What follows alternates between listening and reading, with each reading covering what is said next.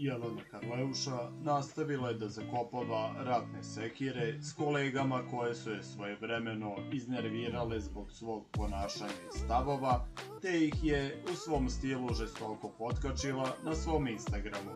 Veliko poštovanje, dobrodošli na kanal Srbija Info. Nakon što se pomirila sa Severinom Vučković, sada je na red došao i mladi reper Mihajlo Veurović Vojaž, koga je letos iskritikovala zbog toga što je umislio da je velika zvezda, pa ga je u svom otvorenom pismu nazvala malim paćošem, koji ni tonu dupe ne može da ubode.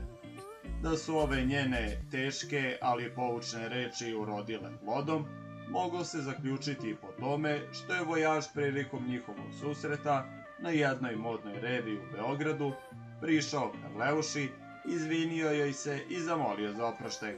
Kako navodi naš izvor sa ovog događaja, oni su se sreli u backstage-u nakon modnog spektakla na kome je svoj performans imala i JK, koja se na modnoj pisti pojavila iz ogromne cipele. Vojaž je nakon revije u backstage-u prišao Karleuši. Iako je u prvi mah JK bila u šoku da se usudio da ih priđe posle svega, on joj je u pomirljivom tonu objasnio da je bila u pravu za sve što mu je napisala i da su mu njene reči pomogle da razmisli o svemu, da se spusti na zemlju i vrati u normalu.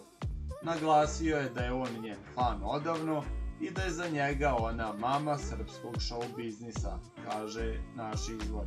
Da je do pomirenja došlo, svedoče i sami Jelenini i Mihajlovi postupci, pa je tako nakon njihovog razgovora Vojaž odmah okačio na svoj Instagram story Karleušin performans na modnoj pisti, a pevačica ga je nedugo posle toga i ripostovala na svom storiju.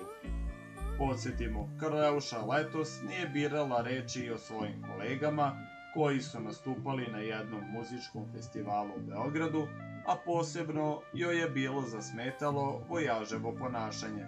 Posebno mi je zasmetao neki mali paćos koji je ladno izgovorio da jedva podnosi pritisak slave i da je postigao sve što se postići može, a ja ne znam ni kako se zove, ali sam čula da tonu dupe ne može da ubode.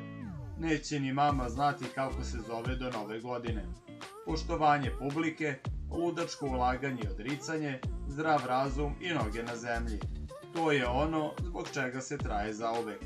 Hvala na pažnji, završila je tada Karleuša u svom stilu.